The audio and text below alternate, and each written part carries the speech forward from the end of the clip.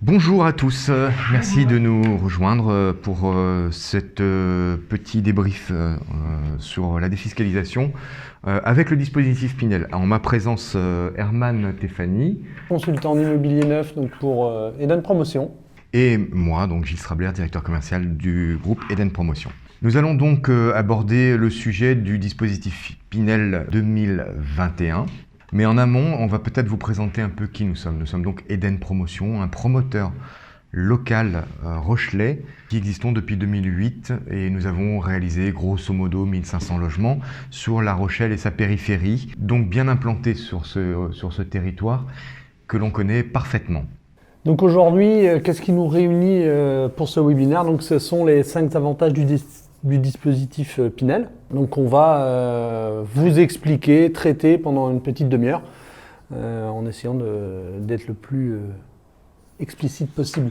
Donc on va parler des réductions d'impôts qui sont importantes grâce à ce dispositif, d'un investissement qui est encore possible sans apport, d'une constitution d'un patrimoine immobilier grâce à ce dispositif avec un effet levier donc qui permet d'investir avec finalement peu de moyens sur une opération. La possibilité depuis 2015, il me semble, de louer à ses ascendants ou ses descendants, et c'est un formidable moyen de préparer sa retraite également. Donc qu'est-ce que la loi Pinel? On va voir qu'il y a toujours eu de la défiscalisation en France et que ça ne date pas d'hier. Oui, tout à fait.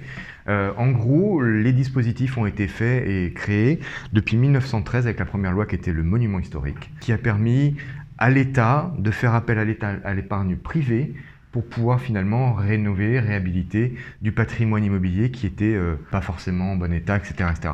Donc ça a été suivi au fur et à mesure par des dispositifs. On a eu le Magnerie, on a eu le Borloo pour ne citer que quelques-uns, pour finir finalement aujourd'hui au dispositif Pinel qui est d'actualité et qui permet aujourd'hui de relancer l'investissement dans le logement neuf. Il a un attrait qui est intéressant, c'est la réduction d'impôts qui peut aller jusqu'à 63 000 €. Et on détermine une durée, c'est-à-dire qu'en fait on n'est pas lié non plus, comme tous les dispositifs précédents, à des durées de 9 ans. Là on peut choisir 6, 9 ou 12 ans. Donc j'imagine qu'on a en tant que locataire, investisseur, constructeur des engagements à respecter. L'État ne va pas accepter de nous donner une réduction fiscale sans avoir quelques engagements de notre part. Tout à fait, Herman. Quand on fait des bénéfices, on a forcément pas des inconvénients, mais on est obligé d'avoir un retour à suivre. L'investissement ne pourra pas excéder 300 000 € par an. L'investissement ne doit pas non plus dépasser 5 500 € par mètre carré. Je vous rassure, sur la région de La Rochelle, on n'est pas encore à ce prix-là, au mètre carré. On va y arriver, mais on n'y est pas encore. Il y a des loyers qui sont plafonnés. Alors pour la région de La Rochelle, les loyers plafonnés sont à hauteur de 10,51 € par mètre carré. Et il y a également une dernière contrainte qui sont des revenus plafonnés du locataire. En l'occurrence, pour donner un titre d'exemple, pour des locataires couples avec 2 enfants, autour de 60 000 € pour les revenus plafonnés. Donc là, on s'adresse quand même essentiellement aujourd'hui à des investisseurs. Donc, quels sont les abondements fiscaux auxquels ils peuvent prétendre? Comme on l'a vu tout à l'heure, et comme je l'ai dit tout à l'heure, il y a 3 possibilités. C'est sortir à 9 ans, sortir à 6 ans ou sortir à 12 ans. Sur 6 ans, on va avoir un abattement donc, de 2% par an qui va permettre d'avoir une réduction fiscale de 12% au final. Sur 9 ans, toujours 2% par an, avec une réduction fiscale, donc 9 fois 2, 18%. Et sur 12 ans, on va avoir les 9 premières années à 2% et les 3 années suivantes à 1%. Ça veut dire qu'on va pouvoir aller jusqu'à 21% de réduction fiscale, donc soit le maximum dont on a parlé précédemment. Donc là, la loi Pinel va être progressivement remaniée puis arrêtée. Donc comment ça va se passer, quel va être l'impact sur l'abondement fiscal finalement, parce que c'est ça qui nous intéresse aujourd'hui. Alors aujourd'hui, il y a une certitude, c'est que si on est dans un projet d'investissement locatif, c'est maintenant qu'il faut le faire. Et il y a une conjoncture qui est là, la conjoncture c'est le taux plein encore en Pinel, hein. Là on a vu les taux précédemment. La conjoncture des prêts immobiliers, il ne faut pas négliger ce facteur, Herman. Ce sont des prêts aujourd'hui qui sont à des taux historiquement bas. On est autour de 1%, on va dire, sur la durée. Cette opportunité va pas se présenter longtemps encore, puisque on sait que les taux vont remonter, on a quelques tendances aujourd'hui. Et on sait également une chose, c'est que la loi Pinel est programmée pour être cessée en 2024. D'ici là, on va bien voir, comme on le voit là sur le tableau, que la réduction à partir de 2022 va être assez significative, hein, puisque si on prend l'exemple de 9 ans, on passe de 18 à 12% d'abattement. C'est pas neutre. Donc une fois qu'on a décidé d'investir, comment l'administration fiscale va-t-elle nous verser cet abondement fiscal ? Le process est assez simple. Vous êtes toujours prélevé à la source de façon classique, tous les mois, et vous avez 2 échéances pour le remboursement donc de l'avantage Pinel. Le premier, c'est un acompte qui représente 60% du montant de l'investissement, donc de la réduction dont vous avez droit, qui sera payé le 15 janvier de chaque année, et le solde en septembre. Et la première année, ça se passe de la même manière, parce que l'administration fiscale n'aura pas connaissance de notre investissement. Exactement. Comme elle ne vous connaît pas la première année, vous n'aurez pas cet remboursement en 2 fois, mais en une seule fois, la totalité sera en septembre. Donc il y a bien à avoir en tête qu'il va falloir avoir la trésorerie pour la première année. D'accord, il faut la prévoir dans le montage financier. Exactement. Quelle est la typologie justement des gens qui vont acheter en Pinel ? Alors, aujourd'hui, c'est plutôt des gens qui sont mariés. Autour de 60% des gens qui investissent sont des gens mariés, qui ont un salaire autour de 72 000 euros annuels. Ils ont entre 40 et 50 ans, c'est là où on commence à avoir son expérience professionnelle, on est installé dans la vie, on commence à avoir des revenus qui le permettent. On arrive dans la cible en fait. Exactement, presque. Hein. L'investissement moyen est autour de 220 000 euros. La durée de crédit, c'est là où on a une petite surprise, on voit qu'elle s'allonge. On est plutôt sur du 22 ans en moyenne aujourd'hui. Quelles sont du coup les motivations pour investir dans l'immobilier ? Quels sont les avantages pour les investisseurs ? Ils sont multiples. La première des choses, c'est une réponse à des besoins réels. Je rappelle que ça permet de financer quelque part des logements neufs. C'est un actif performant. On le sait tous, l'immobilier est toujours plus rentable aujourd'hui, notamment que si on prend un parallèle qui est l'assurance vie. C'est une solution réelle pour la retraite. On commence à capitaliser, encore une fois, on le verra tout à l'heure, avec peu de moyens au final pour avoir un capital et une rente à la sortie. On bénéficie, c'est le seul à ma connaissance produit auquel on peut bénéficier de l'effet levier du crédit. C'est une valeur refuge. On sait toujours que la pierre est une valeur importante. Et on sait surtout que 76% des Français aujourd'hui considèrent l'immobilier comme le moyen de financement le plus efficace pour la retraite. C'est un point important. Et donc les motivations ? On imagine tous dans l'imaginaire collectif que la première des motivations pour acheter de l'immobilier, c'est de se loger. Eh bien, pas du tout. En réalité, aujourd'hui, on se rend compte que la première des motivations, c'est de la défiscaliser. Donc, peut-être que les gens pensent qu'ils payent trop d'impôts en France. Je ne sais pas si c'est ton cas. Je pense pas. Si. Ouais. Si, peut-être, alors visiblement en tout cas.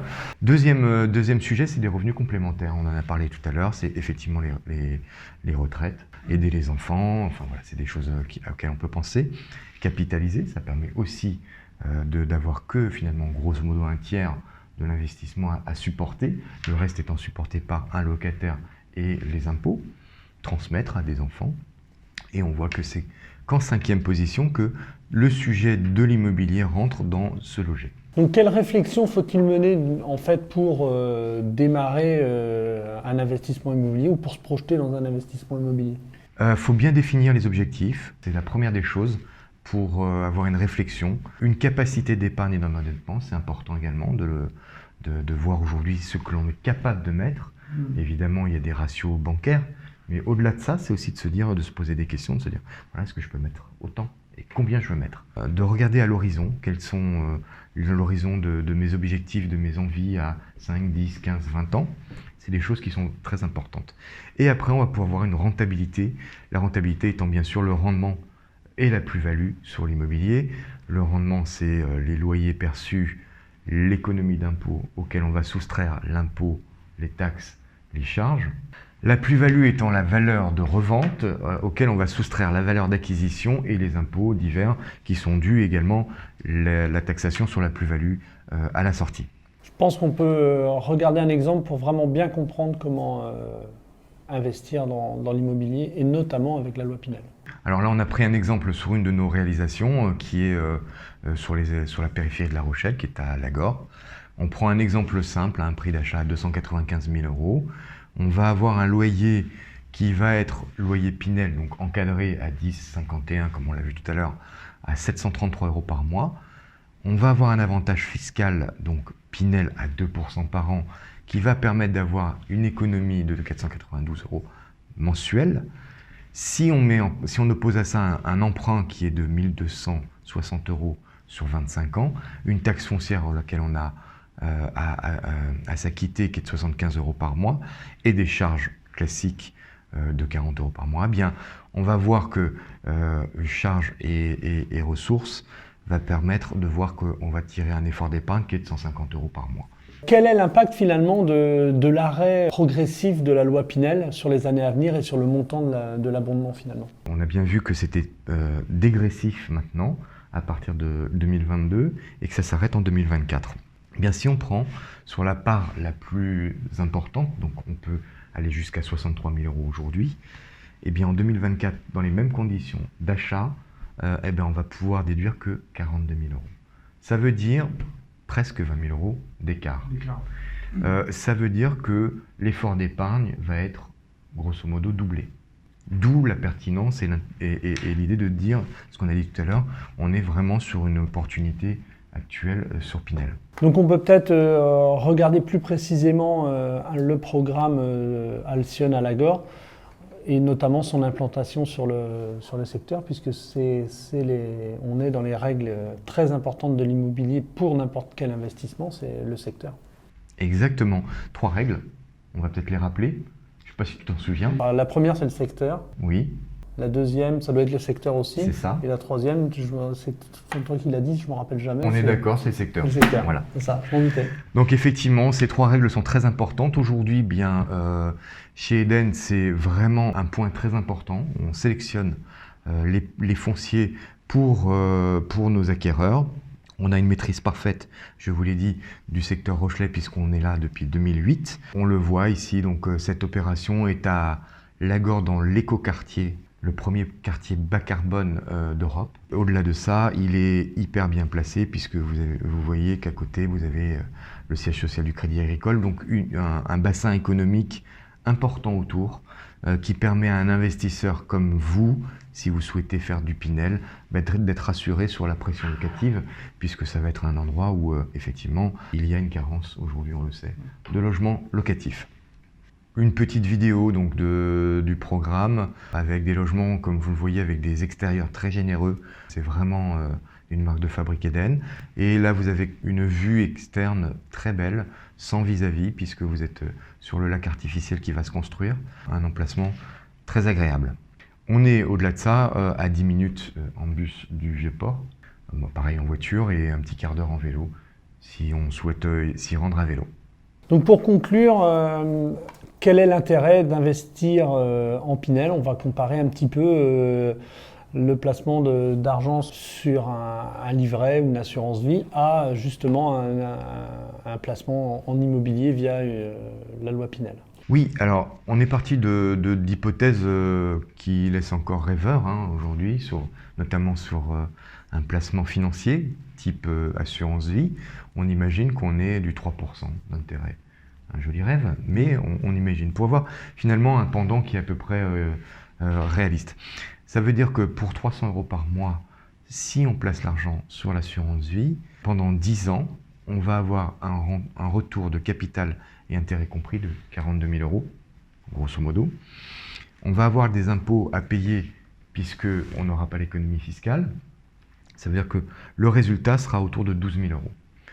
Si on fait le pendant de l'autre côté avec un investissement Pinel, je rappelle toujours 300 € par mois, même idée, l'économie d'impôt qu'on a réalisée, on va la rajouter. Sur 10 ans, le capital à 3%, là je pense qu'on est dans la réalité, un rendement de 3% est à peu près logique. Le résultat sera autour de 80 000 € et on voit donc là effectivement l'impact et l'intérêt de ce type de solution. Eh bien voilà, ça termine donc cette présentation du dispositif Pinel. Je tenais à te remercier Herman Merci. pour avoir Merci, été Gilles. présent. On reste bien sûr à disposition des personnes si vous souhaitez avoir plus de renseignements. Voilà. Merci et au revoir. Merci, au revoir.